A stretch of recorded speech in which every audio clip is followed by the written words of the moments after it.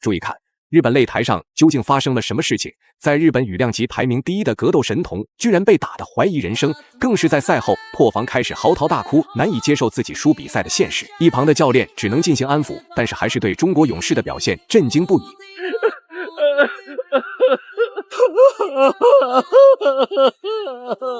没有错，打哭日本神童的不是别人，他就是中国大名鼎鼎的东瀛克星妖刀魏睿。魏睿身为中国自由搏击65公斤级的实力强者，自然战绩十分优越。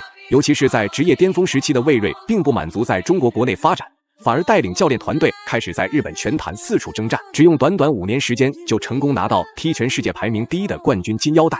而屏幕开头被打哭的日本男人，实力也是相当恐怖的存在。此人就是被日本踢拳界给予厚望的天才神童平本莲。为了培养平本莲，日本高层更是拿出了3000万美金作为他的比赛补贴。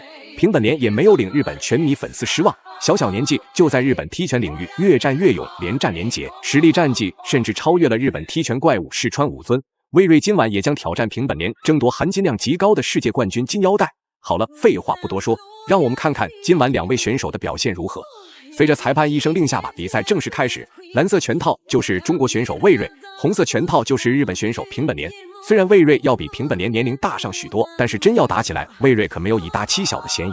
那是因为平本莲是日本擂台上最有威胁的踢拳强者。魏睿如果想要争夺世界冠军，就必须跨过平本莲这座大山，否则日本高层才不会那么轻易的让中国选手争夺踢拳冠军。どうなんかわかんないです。中村さんいかがですか？やっぱりウェイ・ルイはあれだけ盤石な戦い方で準決勝クリアして、ただ逆にラモス選手の爆発力っていうのはあると思うんで、そこまで出せればですけど、あとまずこの距離とディフェンスをどう潰せるかですよね、平本選手が。赤いグローブが平本です。準決勝ウェイ・ルイは全く相手のパンチ蹴りをほとんどもらわず、紙一重でかわして恐ろしさを見せつけました。その相手に平本蓮前蹴りです。平本選手はおそらくその決勝まで来るとしたら、ウェイ・ルイってやっぱどんな場が上がってるのは想定してると思うんですよね。そういった部分ではサウスポーの対策とかは練習してここには来てると思いますね。続けてサウスポーにはなるわけですね。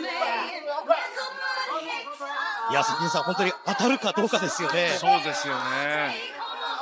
ただね、やっぱり4ナパー KO してるんで、勢いっていうのがありますから、その日の勢いっていうのがね、ありますですね。魏睿在日本参加的比赛并不是那么多，但是每一次出战魏睿所迎战的都是日本擂台上的强者，尤其是泰拳大魔王龚纳帕，当属实力最强的那一位。但是就算如此，依旧被魏睿轻松击败，怀疑人生。所以只要魏睿拿出往日80%的实力，今晚击败日本天才平本莲也不是什么难事。不过平本莲的出拳力量极大，这也是魏睿不敢进入内围拼拳的原因。日本人でした。そしてそのまま決勝まで進んできた平本蓮。いや、互角ですね。負けてないですよ。ですね。ボディ、これ当たりません。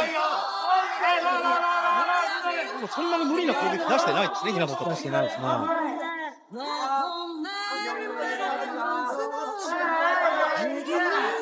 あとうまくこう行くとこ引くとこをこう、使い分けてるんじゃないですか。前蹴り2つ3つ。前半は平本選手が出てっていう形だったんですけど、後半ウェイ・レンの方が出てくることになりますね。ウェイ・ルイですね。ウェイ・ルイですね。ボディ、右フック。ストレート。前蹴り。ローキックを返していきます。左ストレート。あれだけバックステップで左ストレートは避けない方がいいですね。避け。比赛来到第2回合，在首回合魏睿所制定的战术就是中远距离试探，然而魏睿的扫踢可从来没有停止过。这也导致仅1回合过去，平本莲的肋骨就受到不小的损伤，甚至腰部两侧已经出现淤青、红肿、渗血的情况。这也说明魏睿的针对性打法起到了很大作用。如果平本莲还是不打算改变战术打法，只能被魏睿牵着鼻子走，面临被击倒的命运。変わりながら攻撃出しています。ウェイ・ルイの外側に回っています。追い詰めていく、中央を取った左のリードのジャブ。左ストレートを下がりながら抜けるのじゃなくて内に避けるんです。なるほど。それができると、バックステップだと追いついてくるんですね、バックステパンップだと下がった時にちょんと回っても倒れちゃうんですよね。軽くもらっても。あと伸びますからね、左が。チ。サイドキックも絡めてきます。これ左。平本選手はこう、とにかく攻撃で相手に触ることが大事なんです。で、一番やっぱ触りやすいのはローキックなんですよね。なかなかここに当てにくいんで。サイドキック、ボディ、隣際。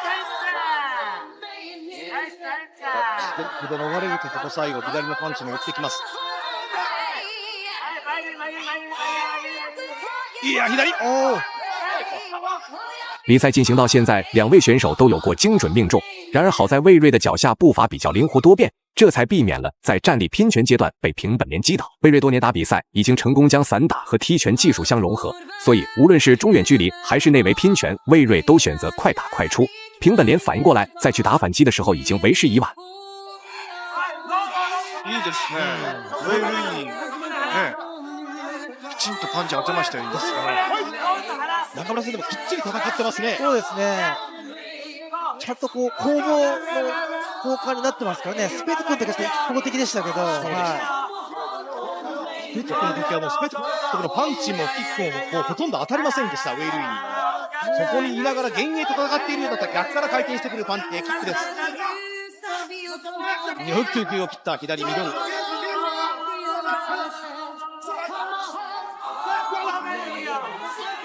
左が降りてくるぞ。左のパンチ、ウェイルイ怖い。左フック、平本。第2ラウンド残りが20秒です。K1 ワールドグランプリ初代ライト級王座決定トーナメント。左右のフック。ロー入れた左。引いた。いいですね。聞きましたよ。そうですね。はい、そう。その代わりガードが怖い。右しっかりガードを上げたい。おう。飛びしたー。変わった。中村さんいいですね。そうですね。比赛来到第3回合，当平本莲看到比赛时间不多的时候，对此平本莲才想起来加强自身攻势。毕竟2个回合下来，魏睿可谓是赚足了风头。如果最后的时间之内平本莲无法扳回比分优势，那后续只会被裁判判断输掉今晚的比赛，而自己心心念念的世界冠军金腰带也会拱手让人。人生 K1 の申し子。いいですね。パンチからやっぱり前足のロースね、これで。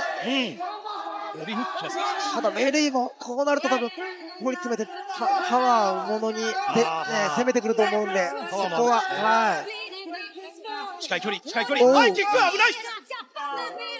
右ボディブロー。根性勝負っすよね。出てきます。ローキック。右のハイキック、そしてまだ左のこれが怖い。ボディのそうだ。さあ平本、ここで踏ん張りたい。ここで受けるのではなく出たい。残り1分切りました。2017年第1弾大会、松佐奈々初代ライト級のベルトを巻くのは日本か中国かウェイルイか平本蓮か。うわー、右ストレートボディ。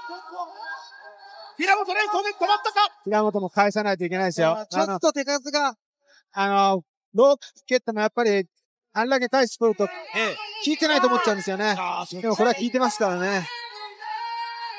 ここは本当に気持ちですよ。さあ平本、最後の一つ、最後のため、これを超えた先に K1 の主役スターの座が待っている。勝ち取れ、己の手で18歳よ。さあ K1 旗揚げの日に K1 甲子園として優勝した男、新生 K1 の申し子。下がるな、ゼロ。さあ残り時間が少なくなった。最后公布比赛结果，根据评审一致判定，魏睿实至名归，赢下了最终胜利。大家认为魏睿本场比赛表现如何呢？欢迎在评论区留言讨论，我们下期再见。